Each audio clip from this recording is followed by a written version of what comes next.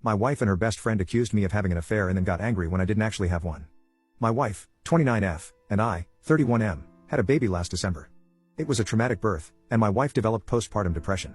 Although she initially planned to return to work after the birth, she has been struggling enough that we decided to wait until our daughter was a year old and then reassess.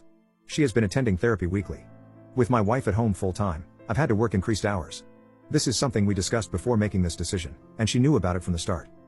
A few weeks ago, my boss approached me about a project that would require a lot of overtime in a short amount of time. It would be both financially beneficial and advantageous for my career. I talked to my wife about it, and she agreed that I should say yes to my boss. For the 4 weeks I'd be working on this, my mother-in-law and her best friend, Jessie, 29F, would come to help out with some of the duties that I typically handle. Jessie is a stay-at-home mom with a 4-year-old and a 2-year-old. She started coming over during the day and would watch the kids with my wife. 3 weeks into the project, it became clear that we'd need a few more weeks to get everything together. I went home that night and talked to my wife about it. She said she was okay with it but became very cold in the days after. It wasn't unusual behavior over the past few months, so I didn't think much about it and tried not to take it personally. During the last week of the project, I arrived home one night and noticed that Jessie was still at the house. I didn't think much about it, greeted her and my wife, and then went to check on our daughter. Before I could reach her room, I overheard Jessie saying something like, "He doesn't even stop to greet you." Definitely a sign. I turned around and asked what it was a sign of. Immediately, my wife started crying, and Jessie accused me of having an affair. She insisted that I must hate my wife because she has postpartum depression and that I'm not attracted to her because she gained weight from the pregnancy. Neither of these assertions are true. I'm doing my best to support my wife through her PPD while also caring for our family. I believe she looks great just the way she is now, and I haven't pressured her for intimacy as she hasn't expressed the desire for it. Jessie then demanded to see my phone. I told her no. She told me that's a sign that I'm guilty. I told my wife that I would let her see my phone if she wanted to. She nodded, and something inside me broke. I guess it was the thought that she actually believed I was having an affair really got to me. That she didn't trust me after everything we've been through. Well, she looked through the phone, and there was no evidence.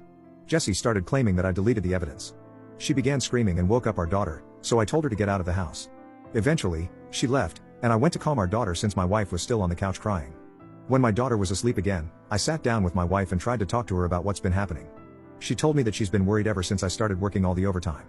I reminded her that we had discussed what a good opportunity it was, and she agreed to letting me take on this project. She found it suspicious that we extended the length of the project. I explained that sometimes that happens. She wanted more evidence, so I showed her messages and emails with timestamps from work and pay stubs showing the overtime. She said she believed me and apologized for doubting me, mentioning that Jessie had been telling her these were all signs that I was cheating. I asked her why she believed Jessie more than me and why she didn't come to me with her concerns. She didn't have a real answer. It's been a couple of weeks, and the project is over. I scaled back and am trying to work a little less than I was before the project so I can spend more time with my wife and daughter. However, I feel burnout trying to do everything and becoming resentful because, in the back of my mind, I know that my wife doesn't trust me. I ask myself, what happens the next time I have a project? Or I have to run errands one day? Or if I have a business trip? Am I going to come back every time to accusations that I'm cheating? I've tried bringing it up a couple of times, but my wife tells me it's not the time and that she's tired or sad. I try to be mindful of her feelings, but I wonder if that means that I can never have any of my own. Update 1. A couple of people asked for an update, so I'm providing one, but it's not a happy one. That night, I approached my wife and told her that I was going to find a therapist. I didn't connect it to her accusations or anything, I just said that I was having a tough time and needed therapy. She shrugged and told me to do whatever.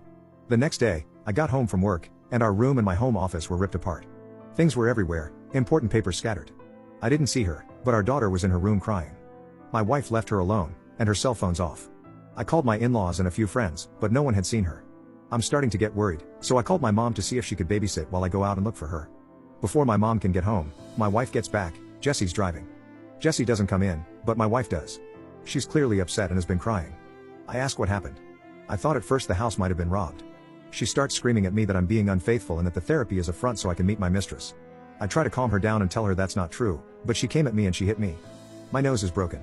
She kind of realized what she did and sat down on the couch and went comatose, just stared at the wall. I went into my daughter's room and locked the door. Then, I called my mom to tell her what happened. She was already on her way, and my mother-in-law to ask her to come over and take care of my wife. I packed a bag for my daughter, and when my mom got there, we left. My wife didn't even look up. We dropped my daughter off with my dad and then went to urgent care for my nose. I got blood all over my mom's new Subaru. My daughter and I are staying with my parents for a while, and my wife is staying with hers. I am looking into getting a restraining order against Jessie. My wife and I are separating. I love her, but I won't live with someone who hurts me and who could potentially hurt our daughter. I am not proceeding with a divorce yet, with the hope that my wife will get the treatment she needs, and we can work things out. My in-laws told me that they're looking at inpatient treatment at a local hospital. However, I also have everything well documented in case of an eventual custody battle. My heart's broken because I know this isn't my wife, this is a sickness in her mind. But I need to keep myself and our daughter safe and give her the space to recover. I'm hoping that this is the right decision. Update 2. My wife passed away early Monday morning. Convinced by her friend Jessie that I was having an affair, which I did not have, she had a mental breakdown, resulting in my taking our infant daughter and staying with my parents for a while. She was with her parents, who planned on taking her to the hospital for inpatient treatment on Monday. On Sunday night, she came to my parents' house and demanded I give her our daughter. Because she had left her alone for several hours the last time she was responsible for her and had gotten physical with me, I refused. I offered to let her come in and spend time with her while my parents and I were present, but she didn't want to come in and insisted on taking our daughter with her. She was upset but left eventually. A few hours later, she drove her parents' car into a tree and deleted herself. The friend, Jessie, came to see my daughter and me yesterday. After some tears, she told me that she was planning to speak at my wife's funeral. She had already cleared it with my in-laws but was letting me know as a courtesy. I told her she would not be speaking at the funeral. We fought, and she left after telling me that I was an idiot and not the only person who loved my wife. I talked to my in-laws, who were adamant that Jessie be allowed to speak.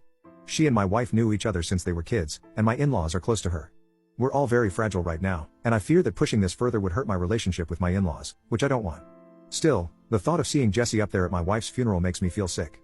I don't think I can stand to listen to her, knowing that she took joy in my wife's deteriorating mental health and picked her up, leaving my daughter home alone. That being said, I don't trust myself to make the best decisions right now. My mind's clouded by grief, guilt, and fear. My parents are split on what to do, and I don't have the energy to reach out to my friends. So, I'm coming here again to ask for your advice. Thank you.